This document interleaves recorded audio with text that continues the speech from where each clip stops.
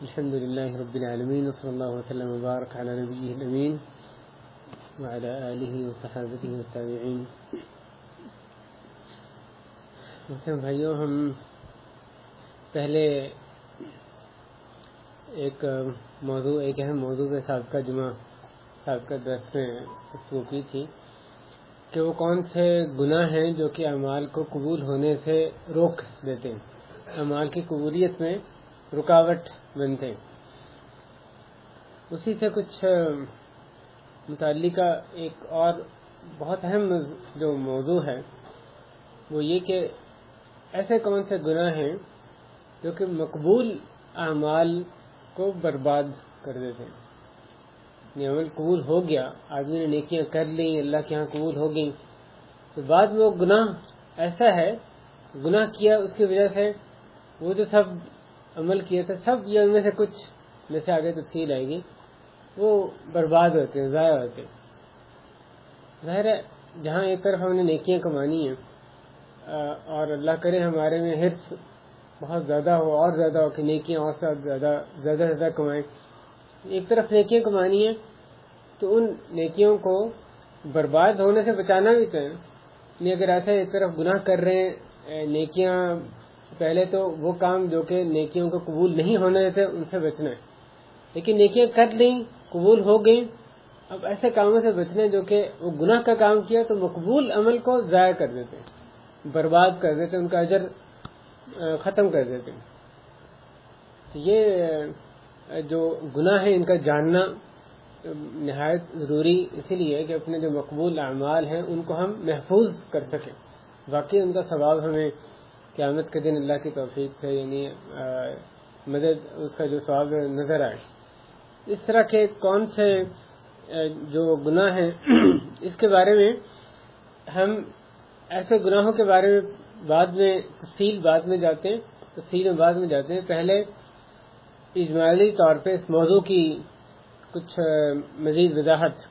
امام ابن قیم رحمہ اللہ کہتے ہیں قرآن پاک اور احادیث شریفہ اور آثار صحابہ سے رضی اللہ عنہم سے ثابت ہوتا ہے کہ ارتداد کے سوا دیگر اعمال سے بھی نیک اعمال اکارت ہو جاتے ہیں، برباد ہو جاتے ہیں.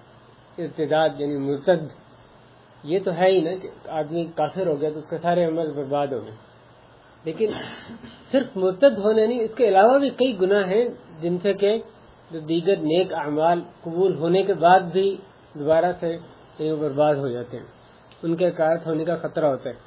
جیسا کہ نیکیاں برائیوں کو دور کر دیتی ہیں، یہ امام ابن قیم نے فرمایا کہ جیسے نیکیاں برائیوں کو دور کر دیتی ہیں، یعنی کہ ایک طرف برائی بندہ کرتا ہے، نیکی کرتا ہے تو برائی کو مٹا دیتا ہے، برائی کو دور کر دیتا ہے. اسی طرح بعض برائیاں بھی ایسی ہیں کہ نیکیاں کریں تو اور پھر وہ برائی کریں تو وہ برائیاں ان نیکیوں کو مٹا دیتی ہیں، ضائع کر دیتی ہیں. ہم اس بات کی دو دلیلیں دیکھتے ہیں. قرآن مجید میں دو دلیلیں دونوں قرآن سے، اس پہ غور کریں. پہلی دلیل ایک مثال ہے جو اللہ تعالی نے بیان فرمائی سورہ بقرہ میں، اَيَوَدُّ أَحَدُكُمْ أَن تَكُونَ لَهُ جَنَّةٌ مِّن نَخِيلٍ وَأَعْنَابٍ تَجْرِي مِن تَحْتِهَا الْأَنْهَارُ لَهُ فِيهَا مِن كُلِّ الثَّمَرَاتِ وَأَصَابَهُ الْكِبَرُ وَلَهُ ذُرِّيَّةٌ ضُعَفَاءُ فَأَصَابَهَا إِعْصَارٌ فِيهِ نَارٌ فَاحْتَرَقَتْ كَذَلِكَ يُبَيِّنُ اللَّهُ لَكُمْ آيَاتِهِ لَعَلَّكُمْ تَتَفَكَّرُونَ. ترجمہ یہ ہے کیا تم میں سے کوئی پسند کرتا ہے کہ اس کا کھجوروں کا اور انگوروں کا ایک باغ ہو اور جس کے نیچے نہریں بہتی ہوں، اس ہی کے لیے اس میں ہر قسم کے کچھ نہ کچھ دیگر پھل بھی ہوں، اور اسے بڑھاپا آ پہنچے اور اس کے کمزور بچے ہوں، پھر اسے ایک بگولا آ پہنچے جس میں ایک آگ ہو تو وہ بالکل جل جائے. اسی طرح اللہ تعالیٰ تمہارے لیے کھول کر آیات بیان کرتے ہیں تاکہ تم غور و فکر کرو. غور کریں اس آیت شریفہ میں اللہ تعالیٰ نے پہلے مثال کیا بیان کی. ایک آدمی کا باغ ہے جس میں کہ انگور ہیں، کھجوریں ہیں، اور پانی کی اتنی فراوانی، تجری من تحتها الانہار، اس کی نہریں بہہ رہی ہیں، کوئی فکر نہیں، بہت فراوانی کے ساتھ پانی بھی اس میں سیراب کرنے کے لیے میسر ہے. اور وہ شخص، یہ تو اس کے باغ کا تذکرہ ہوا جو کہ بہت ہی دلکش یعنی ایک باغ ہے، اور آدمی کا ایک بہت بڑا سرمایہ اس طرح کا باغ جو ہوتا ہے، اور وہ شخص بوڑھا ہو گیا، اور پتہ نہیں اسے کتنی محنت کر کے اپنا یہ زندگی کا ایک سرمایہ جو ہے جمع کیا ہے، ایک طرف سرمایہ بھی ہے، دوسری طرف آئندہ کے لیے بھی رزق کا اس کے ذریعے سے ایک بندوبست ظاہری طور پہ اس باغ کے ذریعے سے اس کا، اس کے بچوں کا وہ باغ جو بندوبست ہے، وہ باغ یعنی ذریعہ ہے، اس کا ذریعہ معاش بھی ہے، اس کے ذریعے سے کھانا پینا دیگر چیزیں اس کی پوری ہوتی ہیں۔ تو یہ تو اس باغ کا تذکرہ، اس کا اپنا حال کیا ہے کہ وہ اصابہ الکبر، بوڑھا ہو گیا، بوڑھا ہو کے پھر تو بندہ کے دوبارہ سے ایسی چیز، ایسا کام کرنا اس کے لائق نہیں ہوتا، یعنی اس کی طاقت ظاہر جواب دے جاتی۔ یہ تو جوانی کے سارے زیادہ آدمی کام کر سکتے ہیں، تو بوڑھا ہو گیا، اور ساتھ وَلَهُ ذُرِّيَّةٌ ضُعَفَاء، اس کے کمزور بچے، تو ایک طرف وہ خود بوڑھا ہے اور بچے ابھی کمزور ہیں، بچے ایسے نہیں ہیں کہ بچے خود اپنے پاؤں پہ یعنی کھڑے ہوں، تگ و دو کر سکتے ہوں، تو ایک اس کا اپنا اپنی ذات کے لیے اور اپنے بچوں کے لیے بھی سرمایہ اور آئندہ کے جو ذریعہ معاش، اس کے لیے اس کی کتنی زیادہ اہمیت ہے ایسے بندے کی۔ اتنا اچھا باغ ہے اور خود بڑھاپے کا پہنچ گیا ہے، بچے بھی کسی قابل نہیں ہیں، کمزور ہیں، ایسے میں کیا ہوتا ہے فَأَصَابَهَا إِعْصَارٌ فِيهِ نَارٌ فَاحْتَرَقَتْ، ایک بگولا آتا ہے جس میں کہ آگ ہے، سارے کو جلا کے راکھ کر دیتے ہیں۔ آپ دیکھیں وہ بندہ، اس کا کیا حال ہوگا جس نے ساری محنت کی، ایسا باغ تیار کیا کیسے تگودو کر کے، اور پھر ایک آگ کا بگولا آیا اور سب راکھ ہو گیا۔ تو اللہ تعالیٰ اس طرح آیات اپنی کھول کے بیان کرتے ہیں۔ تو یہ جو شخص ہے، یہ اللہ تعالیٰ نے اس کی مثال یعنی کس چیز کی خاطر بیان کی ہے کہ جو بندہ طویل مدت تک اعمال صالحہ، نیک اعمال کرتا رہا، پھر ایسے نافرمانیوں، گناہوں کا اس نے ارتکاب کیا، تو اس کی تمام جو نیکیاں ہیں جو کہ باغ کی مانند ہیں، نیکیاں، ہرا بھرا باغ، اتنا زبردست باغ جو نظر آ رہا ہے کہ آگے کام آئے گا بھی، اس نے بہت نیکیاں کی، لیکن وہ جو اس کے برے اعمال ہیں وہ آ کے اس کے سارے باغ کو، اس کی نیکیوں کو، جس کی مثال دی گئی ہے، آگ بگولا جو ہے وہ راکھ کے ڈھیر میں اس کو منتقل کر دیتا ہے، جلا کے رکھ دیتا ہے۔ تو آیت شریفہ کی تفسیر میں بعض جو علماء کے بیانات ہم دیکھتے ہیں کہ اس آیت کی یعنی یہی تفسیر سلف صالحین نے، مفسرین نے کی ہے۔ پہلا قول امام بخاری نے عبید بن عمیر سے روایت کیا کہ حضرت عمر ابن خطاب رضی اللہ عنہ، انہوں نے لوگوں سے پوچھا، اس آیت سے متعلق پوچھا کہ اس کا کیا معنی ہے، کس چیز کی مثال بیان کی گئی ہے؟ تو لوگوں نے کہا اللہ اعلم۔ حضرت عبداللہ بن عباس نے کہا کہ ضربت مثلا لعمل، کہ یہ جو مثال ہے یہ عمل کی ایک مثال بیان کی گئی ہے۔ حضرت عمر نے پوچھا لأی عمل، کون سے عمل کی؟ حضرت ابن عباس نے کہا لعمل، ایک عمل کی مثال بیان کی۔ حضرت عمر نے اس کے آگے خود وضاحت فرمائی کہ کون سا عمل ہے جس کی مثال بیان کی گئی۔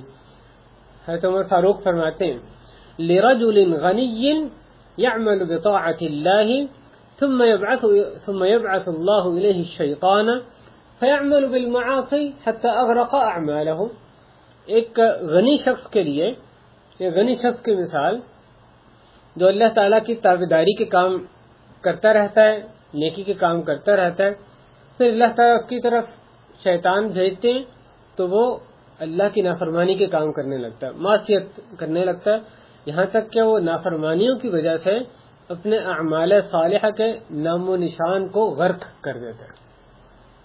یہ کس کی وضاحت ہے؟ حضرت عمر فاروق کی۔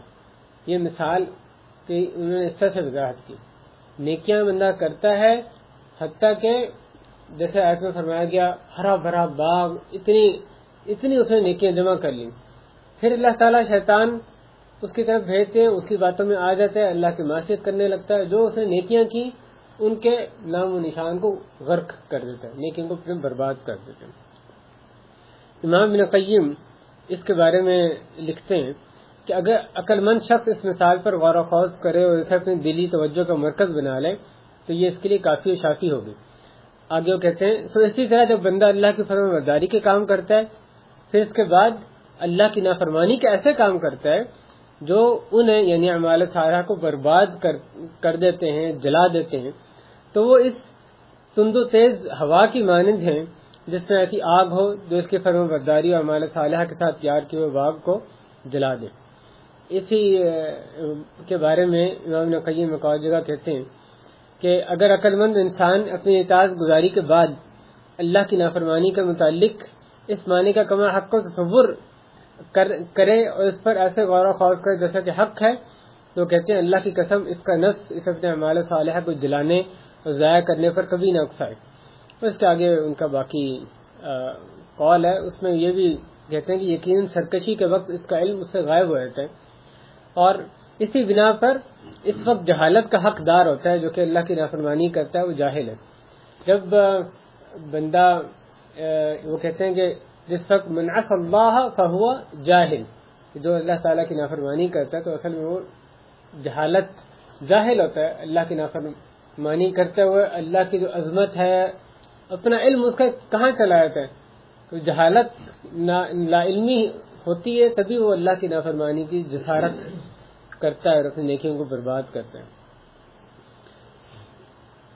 تیسرا اور آخری قول اس میں شیخ سعدی رحمہ اللہ انہوں نے اپنی تفسیر میں یہ بیان کیا کہ یہ مثال اس شخص کے لیے بیان کی گئی جو صدقہ و خیرات یا کوئی اور عمل اللہ کی رضا کے لیے کرتا ہے پھر انہیں برباد کرنے والے اعمال کرتا ہے. اس شخص کی مثال اس باغ والے کی مثال کی مانند ہے. تو یہ پہلی آیت جس میں کہ یہ حقیقت بیان کی گئی ہے.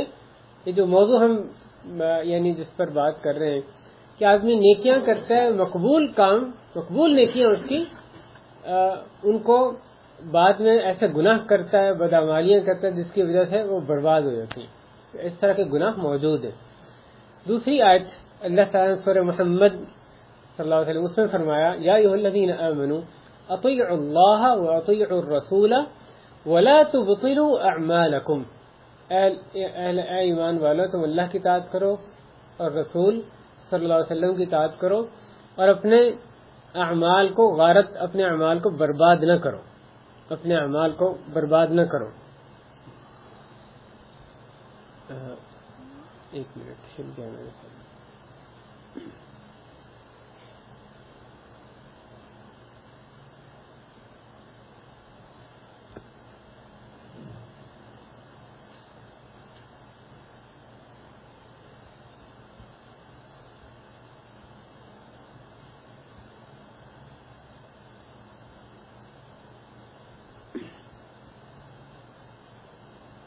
اس بارے میں یہ جو آیت سورہ محمد کی ہے اللہ تعالیٰ نے اس آیت شریفہ میں اپنی اور رسول صلی اللہ علیہ وسلم کی اطاعت کرنے کا حکم دینے کے ساتھ ساتھ اس آیت کی ایک تفسیر یہ بھی ہے کہ اپنے کیے ہوئے جو اعمال صالح ہیں ان کو برباد کرنے سے منع فرمایا.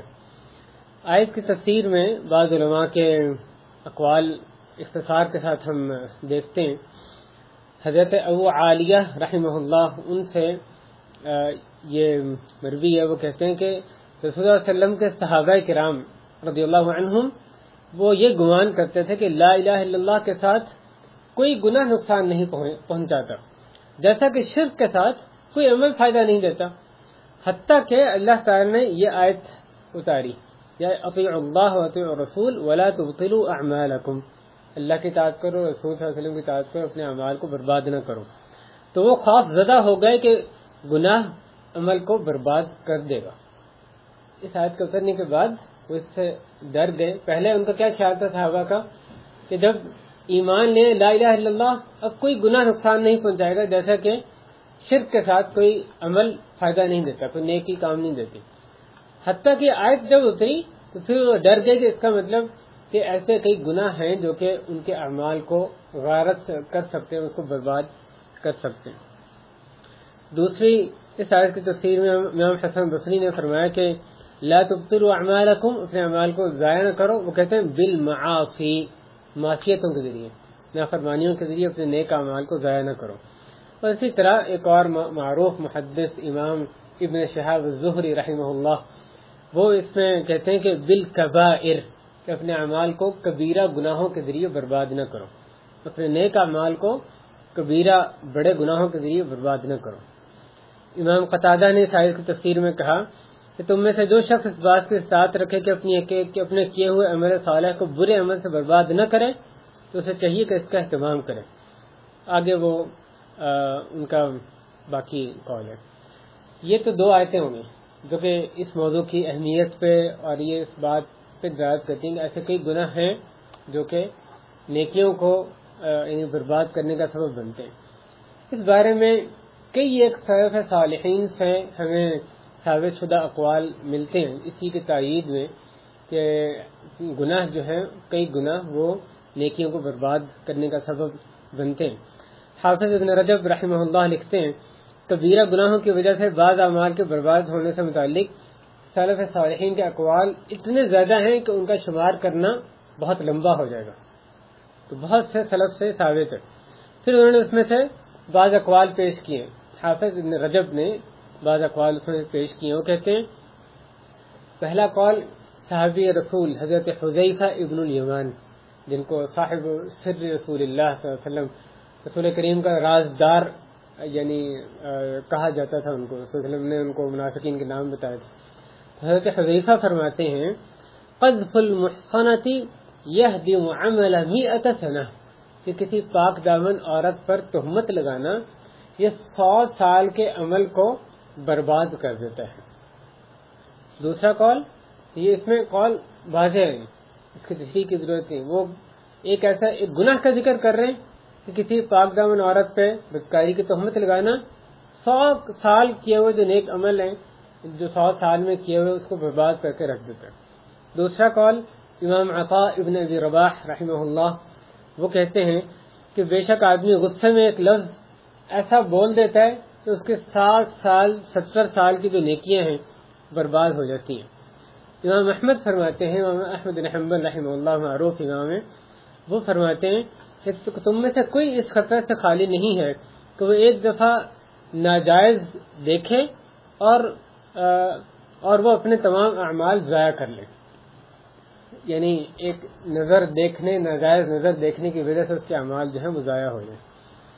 یہ تو دو دلائل قرآن سے اور سلف صالحین کے اقوال میں سے بعض ہم نے دیکھے کہ یہ بات جو ہے برحق ہے۔ ایک بہت اہم شبہہ اس کا یہاں پر ازالہ ضروری ہے۔ کئی لوگ یہ کہتے ہیں کہ یہ جو بات ہے کہ بعض نافرمانیوں اور کبیرہ گناہوں کی بنا پر اعمال صالحہ کی بربادی، وہ کہتے ہیں یہ تو خوارج اور معتزلہ کا عقیدہ ہے، یہ بات درست نہیں ہے۔ خوارج اور معتزلہ جو ہیں ان کا یہ اگر آپ یہ کہتے ہیں تو یہ تو پھر ان کا عقیدہ جو ہے، ان کا جو قول ہے اس کو اختیار کیا جائے، اس لیے وہ اس کو رد کرتے ہیں۔ یہ جو شبہ ہے، اس سے پہلے کہ ہم گناہوں پہ جائیں، یہ بہت ضروری ہے اس شبہ کا جواب سمجھنا کہ جو بات ہو رہی ہے ہم یہ خوارج و معتزلہ کیا ان کا عقیدہ اس کا پرچار کر رہے ہیں؟ نہیں، اس کے دو جواب ہیں، اس شبہ کے دو جواب ہیں۔ پہلی بات یہ ہے کہ حق کو جانچنے اور پرکھنے کا جو معیار ہے وہ قرآن حدیث ہے، وہ یہ کہ قرآن میں کیا ہے، حدیث میں کیا ہے، اور سلف صالحین علماء یعنی جو اس کی صحیح تشریح جو جن علماء نے کی اس سے کیا پتہ چلتا ہے۔ اگر ایک باطل فرقہ اس کے کسی قول کی موافقت ہو جائے، کسی باطل فرقے کا ایک قول ایسا ہے جو کہ قرآن میں حدیث میں آ رہا ہے، کیا اس بنیاد سے آپ اس قول کو رد کر دیں گے کہ اسلام باطل فرقے کا قول ہے؟ اگر ایک باطل فرقہ ایک قول حق بات کہہ رہا ہے، اس کے اور چیزیں بہت باطل ہوں گی، لیکن اس کا کوئی قول ایسا ہے، کوئی عقیدہ ایسا ہے جو کہ قرآن حدیث کے مطابق ہے، تو ہم یہ نہیں کہہ سکتے کہ کیونکہ اس کا قول ہے اس لیے یہ غلط ہے۔ اگر قرآن حدیث ثابت ہے، اس میں تو کسوٹی وہی ہے نا، تو ہماری کسوٹی قرآن حدیث ہے، چاہے کسی باطل فرقے قول کے موافق بھی ہو جائے، یہ اس وجہ سے اس کو رد نہیں کیا جا سکتا، اس قول کو یا اس عقیدے کو، نظریے کو رد نہیں کیا جا سکتا۔ اس کی مثال ایک جو واضح حدیث میں ملتی ہے، یہودیوں نے حیض کے معاملے میں حضرت صلی اللہ علیہ وسلم پر بے جا نامناسب تنقید کی، اس کی وجہ سے حضرت اسید ابن حضیر رضی اللہ عنہ اور حضرت عباد بن بشیر رضی اللہ عنہ، یہ جو دو صحابہ تھے، وہ ان کی مخالفت کے پیش نظر، یہودیوں کی مخالفت کے پیش نظر حضور صلی اللہ علیہ وسلم کے پاس آئے، ان سے اجازت طلب کرتے ہوئے عرض کیا یا رسول اللہ ان الیہود تقول کذا و کذا فلا نجامعہن، انہوں نے کہا یا رسول اللہ یہودی ایسے ایسے کہتے ہیں، تو بس کیا ہم اپنی عورتوں سے ہم بستری نہ کیا کریں، یعنی کہ ایام کی حالت میں اس کی حالت میں کیا ہم ان سے بستری نہ کیا کریں؟ پیچھے وجہ کیا تھی؟ یہودیوں کی مخالفت، یہودی یہ کہہ رہے ہیں، اس میں بیجا تنقید کر رہے ہیں، تو اس وسلم کو آگے کہہ رہے ہیں یہودی ایسے ایسے کہتے ہیں، کیا ہم یعنی مطلب یہ ہے کہ ان کی مخالفت میں ہم ان کی عورتوں کے پاس نہ جایا کریں؟ حضرت صلی اللہ علیہ وسلم نے اس طرز عمل کو پسند نہیں کیا۔ حدیث کے راوی حضرت انس وہ فرماتے ہیں فتغیر وجہ رسول اللہ صلی اللہ علیہ وسلم، کہ رسول اللہ علیہ وسلم کا چہرہ متغیر ہو گیا، یعنی آپ کو بہت ناگوار گزری بات، کا چہرہ متغیر ہو گیا کہ کیسی بات جو ہے وہ کر رہے ہیں۔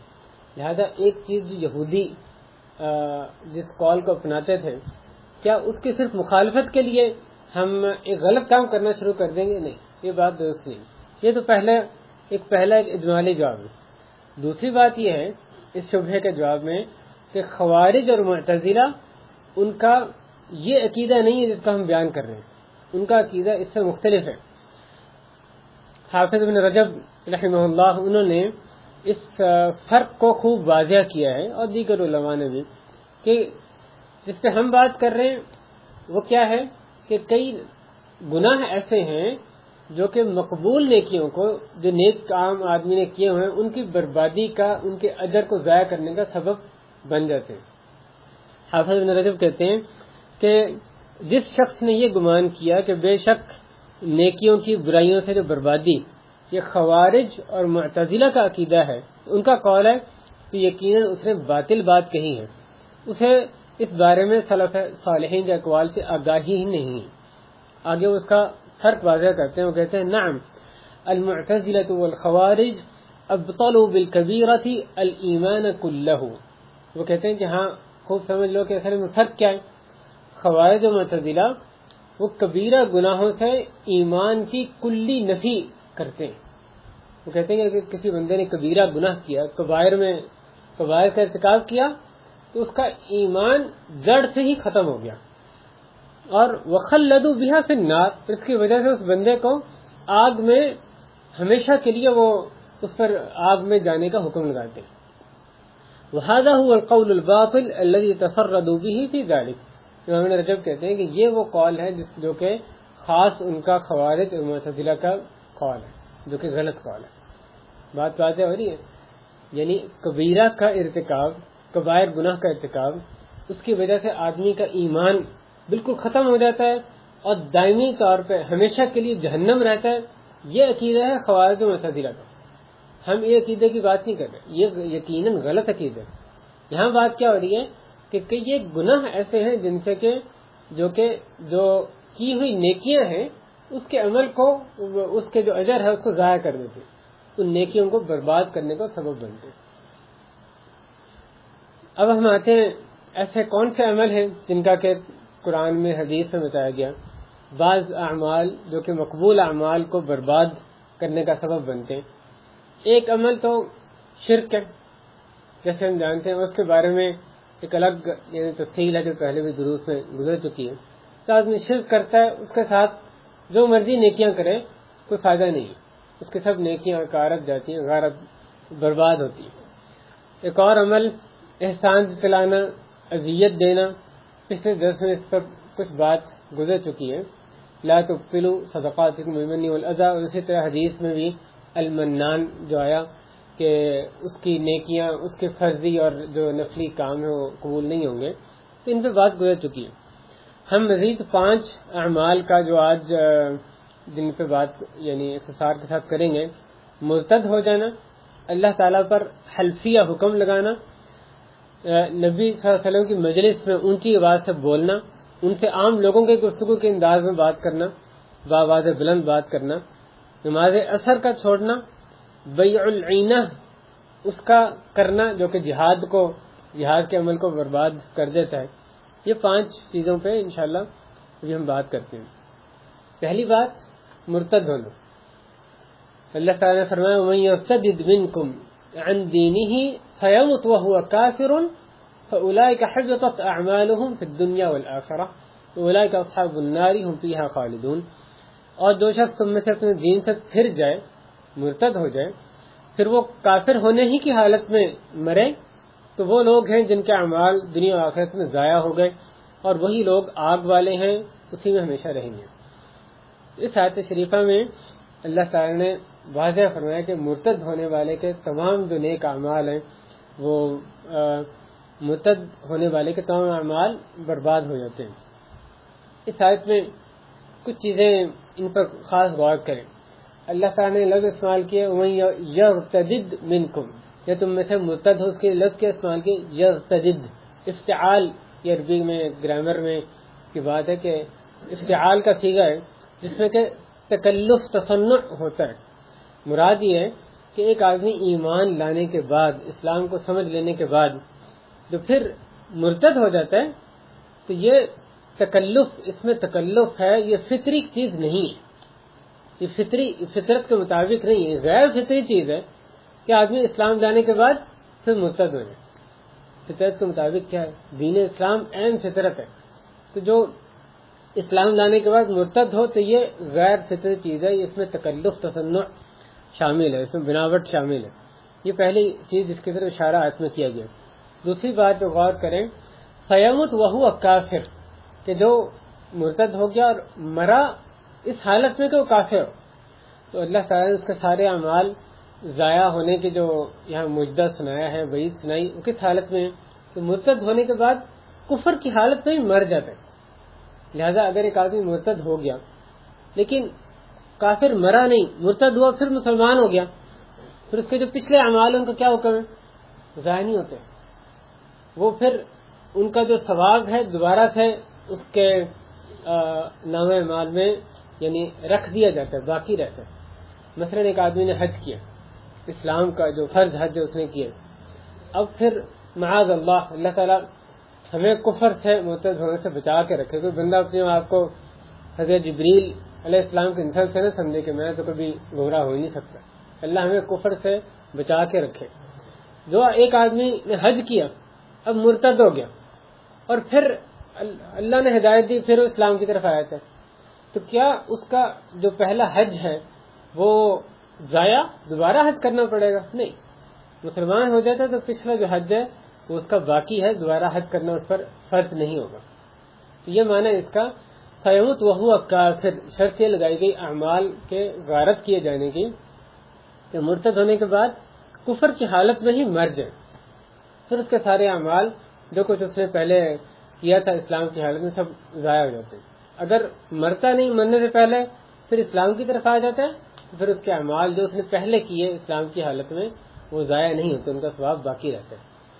ایک اور اس آیت میں اہم بات فیمت وہو کافر، اس میں جو فرمایا گیا کہ وہ مرتا ہے کفر کی حالت میں جبکہ وہ کافر ہو، اس میں توبہ کی بھی دعوت ہے کہ تمہارے عمل جو مرتد ہو گئے، ضائع ہو گئے، لیکن تم اگر توبہ کر لیتے ہو پھر مسلمان ہو جاتے ہو، اپنے عمل کو تم دوبارہ سے پریزرو سیو کر سکتے ہو، اس کی حفاظت کر سکتے ہو.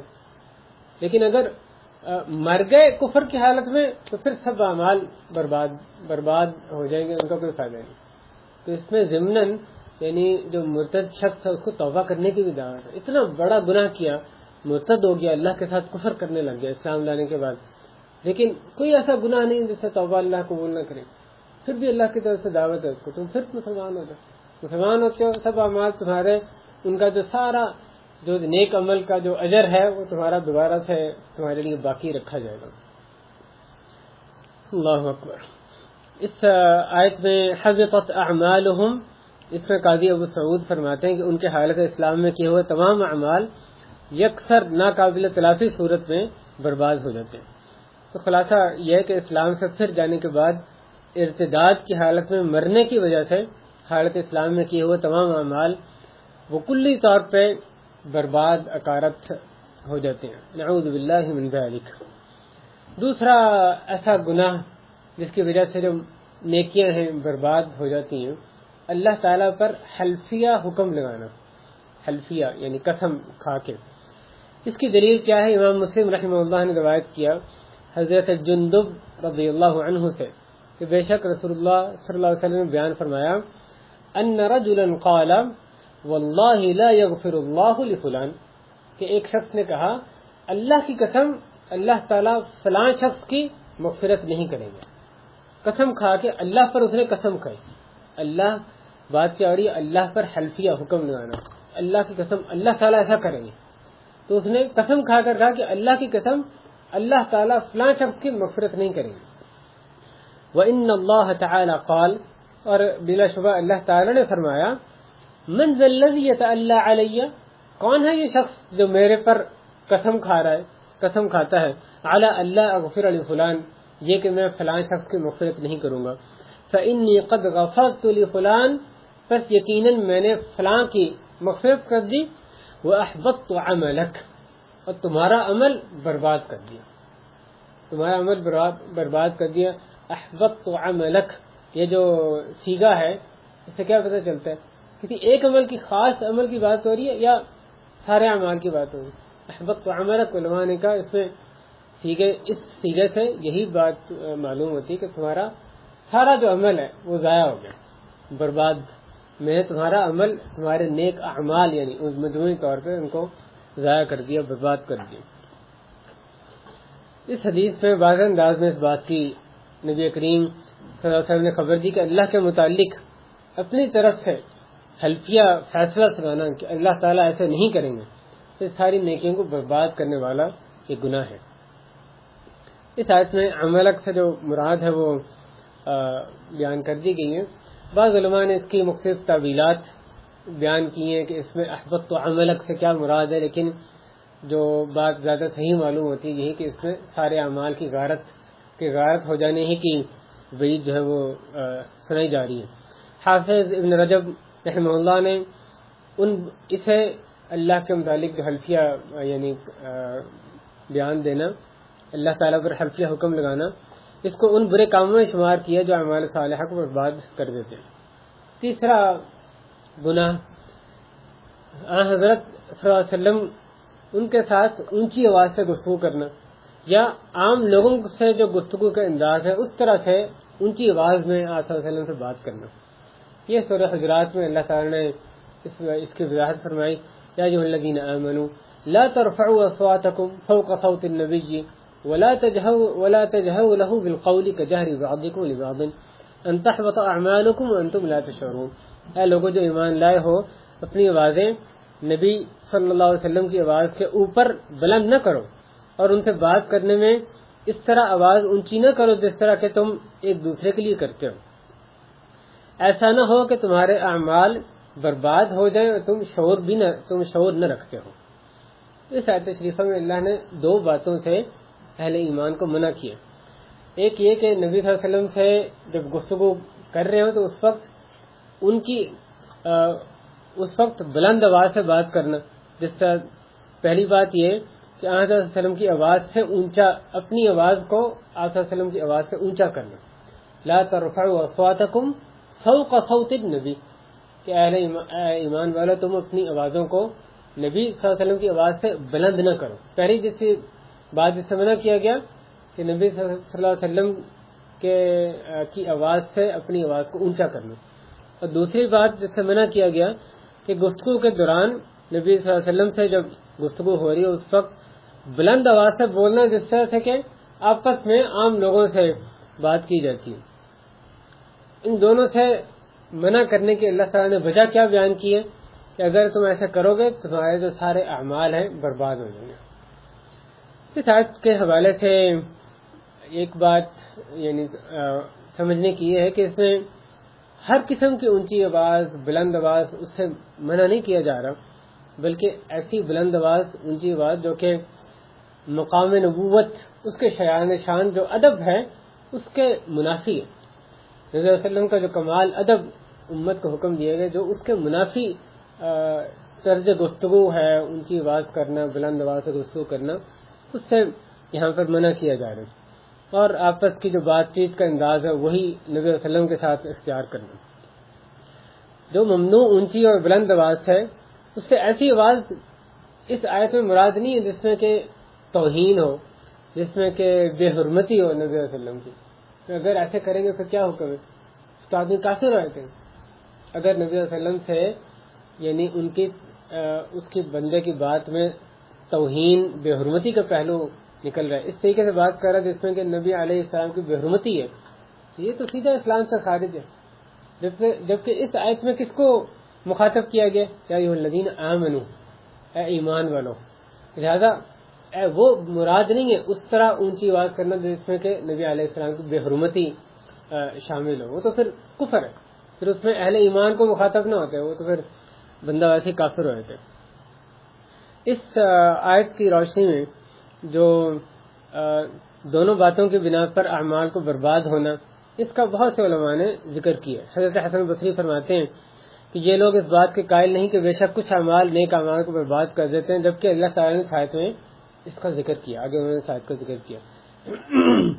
اسی طرح امام ابن قیم رحمہ اللہ کہتے ہیں اللہ تعالیٰ نے اہل ایمان کو رسول صلی اللہ علیہ وسلم کے ساتھ اس طرح آواز اونچی کرنے جیسے کہ وہ آپس میں کرتے ہیں اس کی وجہ سے ان کے اعمال کے اکارت ہونے سے ڈرایا ہے. اور آگے وہ کہتے ہیں یہ ارتداد نہیں بلکہ عمل کو برباد کرنے والا گناہ ہے. اسے کرنے والے کو اعمال کی بربادی کا احساس بھی نہیں ہوتا.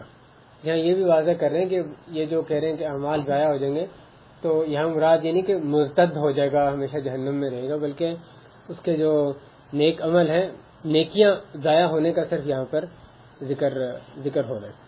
اور ایک اور قول دور حاضر کے بہت عظیم مفسر حافظ عبدالسلام ابن محمد بھٹوی حفظہ اللہ، جن کی تفسیر القرآن الکریم کے نام سے، انہوں نے اس آیت میں جو بعض نکات لکھے ہیں اس کو ہم دیکھتے ہیں. وہ کہتے ہیں کہ اس سے یہ معلوم ہوا کہ بعض اعمال ایسے منحوس ہیں کہ وہ اعمال صالحہ کو بھی ضائع کرنے کا باعث بنتے ہیں. یہ یعنی حافظ السلام نے اپنی تفسیر میں لکھا. اور بہرحال اس کے بعد وہ یعنی مزید علماء اور اس کے اقوال بھی ہیں. بعض علماء نے اس کی بھی مختلف تعویلات کی ہیں جو کہ یعنی زیادہ صحیح بات یہی معلوم ہوتی ہے کہ اس میں اعمال جو برباد کرنے کا ذکر ہو رہا ہے اس میں سب اعمال کے اجر ضائع ہو جانا جو ظاہری طور پہ معنی ہے وہی اس آیت میں مراد ہے. اس بارے میں نبی صلی اللہ علیہ وسلم کی وفات کے بعد کیا ہمارے لیے سبق رکھا ہے؟ آپ کی زندگی میں تو یہ بات واضح ہے، آپ کی وفات کے بعد اس پہ آیت سے عمل یعنی اس کی روشنی میں کیا طرز عمل اختیار کیا جائے گا؟ تو علماء امت نے بیان کیا کہ آپ کی حیات طیبہ میں تو آپ کی عزت، توقیر، احترام ضروری تھا ہی، لیکن آپ کی وفات کے بعد بھی ضروری ہے. پہلی بات اس میں یہ کہ روضہ شریف کے پاس سوائے شرعی مصلحت کے اپنی آواز بلند نہ کریں. اگر کوئی خطبہ ہے، کوئی درس وہاں پہ دے رہا ہے بندہ، پھر تو ایک مصلحت ہے، اس میں شرعی مصلحت ہے، لیکن اس کے علاوہ وہاں پہ اونچی آواز نہیں کرنی چاہیے. یہ پہلا ادب. اور دوسری بات یہ کہ جب آپ صلی اللہ علیہ وسلم کی احادیث شریفہ کا ذکر ہو رہا ہو، پڑھا جا رہا ہو، تو وہاں موجود ہر شخص کو ضروری ہے کہ اپنی آواز ان سے اونچی نہ کرے. اس لیے نہیں کہ وہ بیان کون کر رہا ہے، اس لیے کہ کیا چیز بیان کی جا رہی ہے. نبی علیہ السلام کی حدیث بیان کی جا رہی ہے، اپنی آواز کو پست رکھے اور ان سے بے رغبتی کا اظہار نہ کرے کہ اس کو اس میں کوئی انٹرسٹ نہیں ہے، بے رغبتی نہ اس میں اختیار کرے. تو یہ تیسرا عمل تھا. چوتھا عمل نماز اثر کا چھوڑ دینا، جس کی وجہ سے اعمال یعنی نیکیاں برباد ہونے کا ہمیں ذکر ملتا ہے. امام بخاری رحمہ اللہ نے ابو ملیح سے روایت کیا کہ انہوں نے کہا ہم ایک ابر آلود دن میں لڑائی کے دوران بریدہ رضی اللہ عنہ کے ہمراہ تھے، تو انہوں نے فرمایا نماز اثر اول وقت میں ادا کرنے میں جلدی کرو، کیونکہ بے شک نبی صلی اللہ علیہ وسلم نے فرمایا من ترک صلاة العصر فقد حبط عملہ، کہ جس شخص نے نماز اثر کو چھوڑا تو یقیناً اس کے سارے اعمال برباد ہو گئے. یعنی صحیح بخاری میں جس شخص نے اثر کی نماز کو چھوڑا اس کے سارے اعمال ضائع ہو گئے، برباد ہو گئے. اس میں نماز اثر اس میں بعض جو تفصیلات ہیں اس کو ہم چھوڑتے ہیں. اس کی جو یعنی مختلف اس میں کیا تفصیلات بتائی گئی.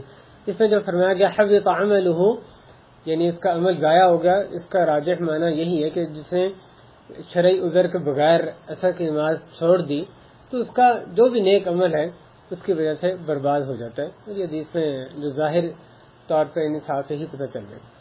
پانچواں اور آخری عمل جس کا یہاں اللہ کی توفیق سے ذکر کریں گے وہ یہ کہ بیع العینہ کے ذریعے اگر بیع العینہ کیا جائے تو اس کی وجہ سے جہاد کی جو نیکی ہے وہ برباد ہو جاتی ہے.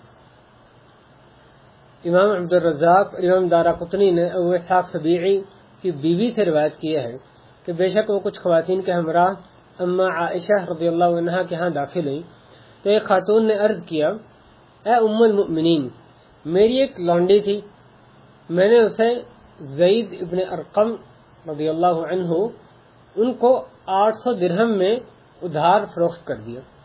پھر میں نے ان سے 600 میں خریدی اور انہیں 600 نقد ادا کر دیے اور ان کے ذمے 800 لکھ لیے. مسئلہ واضح ہو رہا ہے. وہ کہتی ہیں کہ ایک لونڈی زید بن ارقم کو میں نے 800 درہم میں ادھار میں فروخت کر دی، ادھار بعد میں دینے پیسے. اس کے بعد وہی جو لونڈی ہے وہ میں نے ان سے 600 درہم میں نقدن خرید لی. 800 درہم انہوں نے بعد میں دینے لیکن میں نے ان کو 600 درہم میں نقد میں خرید لی اور ان کے ذمے جو 800 درہم لکھ لیے. یعنی میں نے 600 درہم ان کو دے دیا، انہوں نے مجھے کتنے دینے تھے 800 درہم. وہ لونڈی وہ جس کو دی تھی واپس آ گئی. یعنی لونڈی دی 800 درہم میں ادھار پہ، قیمت ابھی نہیں. اور پھر اس سے پہلے کہ اس کی قیمت ادا کی جائے، اگر تو ادا کر دی گئی پھر تو بات ختم ہو گئی. بات کب ہو رہی ہے کہ ادھار پہ فروخت کیا اور اس سے پہلے کہ وہ قیمت ادا کی جائے نقد پہ اس سے کم قیمت نقد پہ اس کو دوبارہ خرید لیا. 800 میں دی تھی، 600 میں دوبارہ اس کو خرید لیا اور 600 ادا کر دیے اور ابھی اس نے 800 ادا کر لیے. تو یہ درمیان میں چیز ہوتی ہے جس کی بیع و شراء کی جا رہی ہے، اصلی مقصود وہ نہیں ہوتی. وہ تو اس نے اس کو دی پھر واپس آ گئی. نتیجہ کیا نکلا؟ نیٹ نتیجہ کیا ہوا کہ اس نے 600 درہم نقد دوسرے کو دیے اور اس نے دوسرے نے کتنے واپس کرنے؟ 800 واپس کرنے. یہی سود ہے.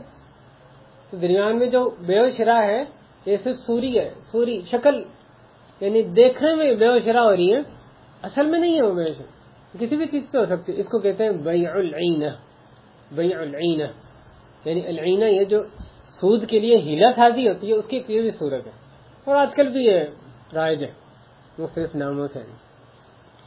جب یہ حضرت عائشہ رضی اللہ عنہا کو بتایا گیا تو آگے وہ اس کو کہتی ہیں، ان خاتون کو کہتی ہیں بئس واللہ مشتریتی وبئس واللہ مشترا، یعنی اللہ کی قسم تو نے بری چیز خریدی اور اللہ کی قسم انہوں نے بھی بری چیز خریدی.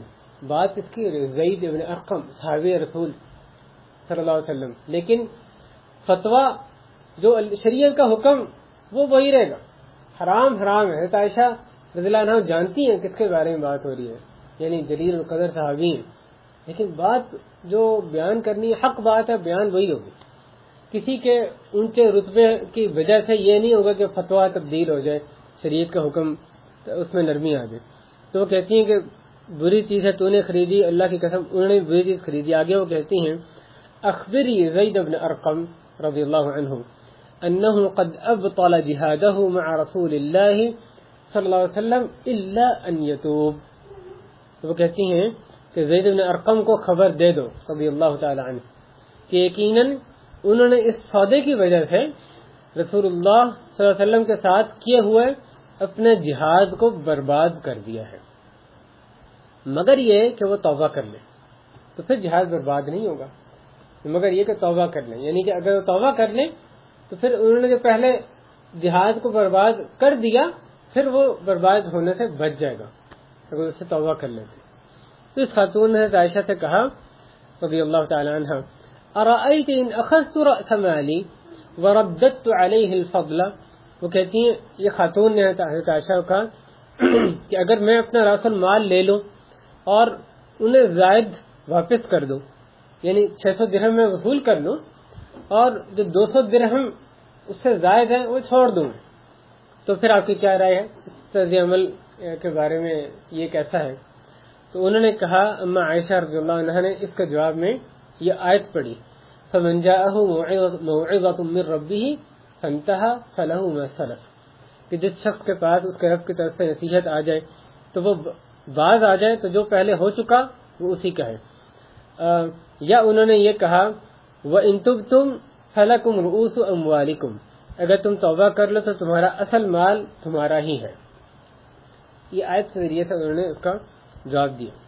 اس روایت میں میرے بھائیوں ام المؤمنین عائشہ رضی اللہ عنہا انہوں نے 2 ٹوک الفاظ میں واضح فرمایا کہ یہ جو بیع العینہ ہے، یہ اس کی وجہ سے حضرت زید بن ارقم کا وہ جہاد جو کہ ہے رسول اللہ علیہ وسلم کے ساتھ کیا، ظاہر عام جہاد سے وہ اس کا رتبہ بہت زیادہ ہے.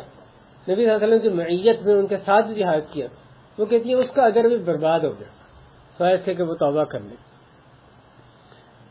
اس میں پہلی بات بیع العینہ سے مراد کیا ہے اس کی وضاحت ہو گئی ہے.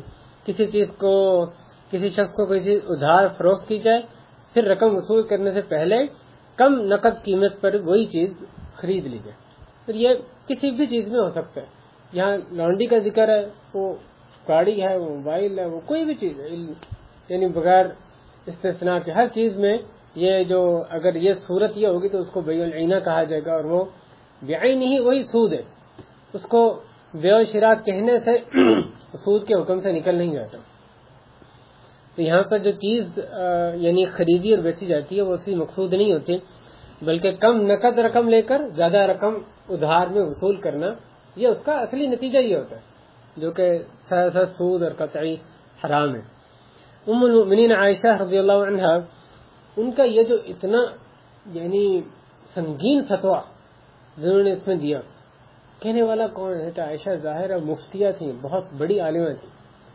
یعنی خواتین میں امت کو کسی خاتون نے اتنا فائدہ نہیں پہنچایا جتنی عائشہ نے پہنچایا.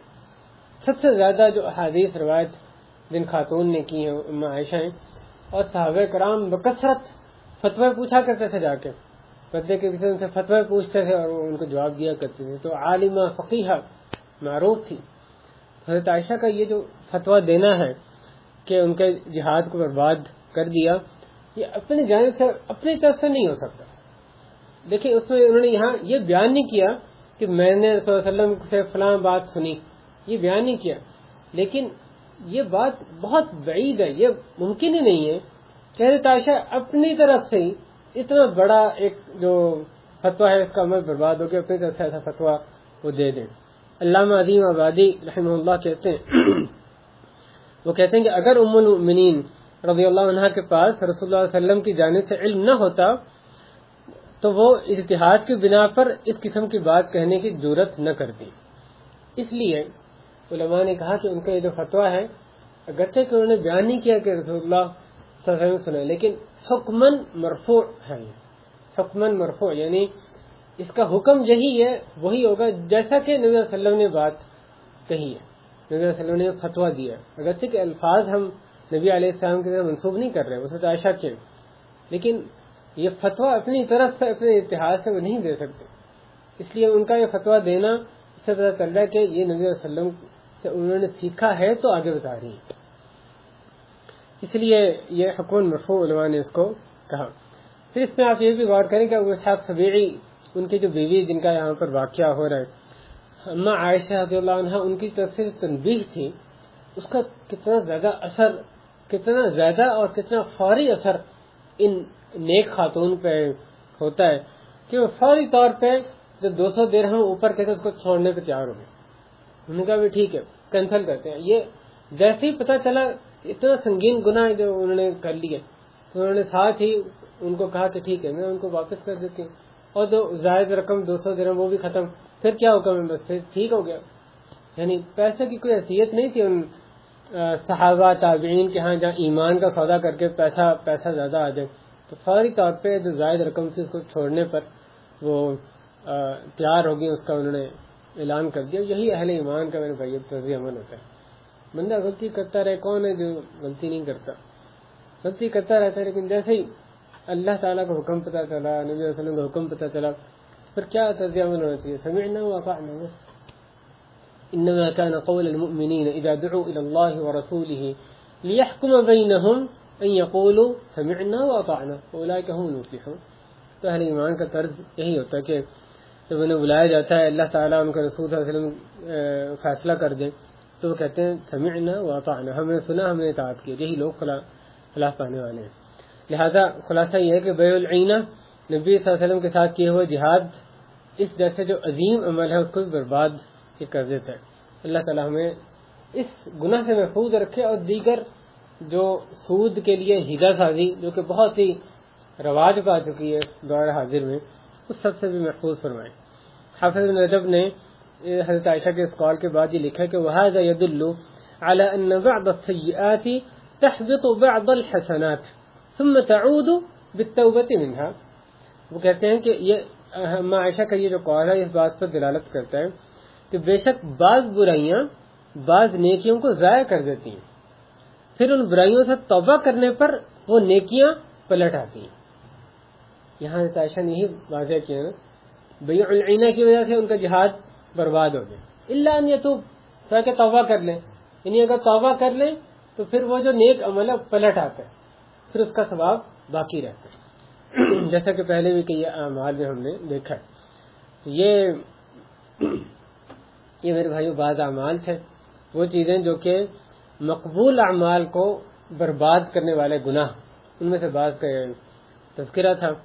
اور پہلی جو بات اصولی, ہم نے پہلے کچھ مباحث دیکھے اصولی بات کہ بھی یہ موضوع کیوں اہم ہے. اس پہ قرآن مجید کے 2 دلائل اور سلف صالحین کے کئی ایک جو اقوال ہیں جس میں حضرت حذیفہ کا بھی قول صحابی رسول ان کا بھی شامل تھا, دیگر اقوال بھی. اللہ تعالی ہمیں ایسے تمام گناہوں سے بالخصوص بچنے کی توفیق دے جو کہ ہماری جو نیکیاں ہیں ان کو برباد کرنے کا سبب بن جائے. اللہ تعالی ہمیں اپنی نیکیوں کی, اور ہماری نیکیاں ہیں کتنی, یعنی اللہ ہی جانے کتنی نیکیاں کر لی ہیں, ان کو تو کتنا ان کا وزن ہوگا. اب نیکیاں کر کے پھر بندہ ان کو برباد کر دے, کس قدر یہ یعنی کم بختی ہوگی. تو اللہ تعالیٰ اپنی نیکیوں کی ہمیں حفاظت کرنے والا بنا لے. جو نیکیاں ہم نے کی ہیں, حقیر کوشش ہے, ٹوٹی پھوٹی نیکیاں, ان کو ہم حفاظت ان کی کر سکیں. اللہ تعالیٰ اپنی خاص رحمت سے ان کا بڑھا چڑھا کے اجر عطا فرمائے. جو بھی برے اعمال ہیں جن کا ذکر کیا گیا, جن کا نہیں کیا گیا, اللہ تعالیٰ سب سے اپنا دامن بچا کے زندگی گزارنے کی توفیق عطا فرمائے. اے اللہ تمام گناہوں سے سچی توبہ کی توفیق دے, توبہ نصوح خالص توبہ کرنے کی توفیق عطا فرمائے. اے اللہ ہمارا بیٹھنا مبارک بنا, اپنی ہماری اس مجلس کو مبارک بنا. اے اللہ اس کو اپنی بارگاہ میں قبول کرے, ہمیں اخلاص عطا فرما. اے اللہ اپنی خاطر ہمیں قرآن کو, اس علم کو سیکھنے والا, اس کو سکھانے والا, اس سے عمل کرنے والا بنا دے. قرآن کو, حدیث کو سمجھنے والا, اس کے مطابق اپنے عمل کو ڈھالنے والا بنا دے. اے اللہ اہل خانہ پہ رحم کرم نازل فرما, ان کے کاموں میں آسانی فرما. اے اللہ ہماری تمام پریشانیاں دور فرما. اے اللہ ہمیں بیماریوں سے, دکھوں سے, مصیبتوں سے, جو ہماری بےچینیاں ہیں, اللہ ان سے ہمیں نجات عطا فرما. اے اللہ ہمیں نیک اعمال خوب ان میں سعی محنت کرنے کی توفیق عطا فرما. تمام جو برے اعمال ہیں اللہ ہمیں ان کو ناپسندیدہ بنا دے اور ان سے اجتناب کرنے کی توفیق عطا فرما. اے اللہ ہمیں شیطان سے بچا لے, شیطان کے حملوں سے ہمیں بچا لے. اے اللہ ہمیں اپنی اطاعت والی, تونگری والی, سعادت والی زندگی ہمیں عطا فرما. اے اللہ ہمیں بھی ان گناہوں سے بچا لے, ہماری نسلوں کو, ہمارے بہن بھائی ان کی نسلوں کو, ہمارے ماں باپ کو اللہ ان تمام گناہوں سے بچا لے. اور جو ہم نے گناہ ماضی میں کیے تمام کو معاف فرما دے. وصلی اللہ وسلم علی نبینا محمد وعلی آلہ وصحبہ اجمعین والحمد للہ رب العالمین.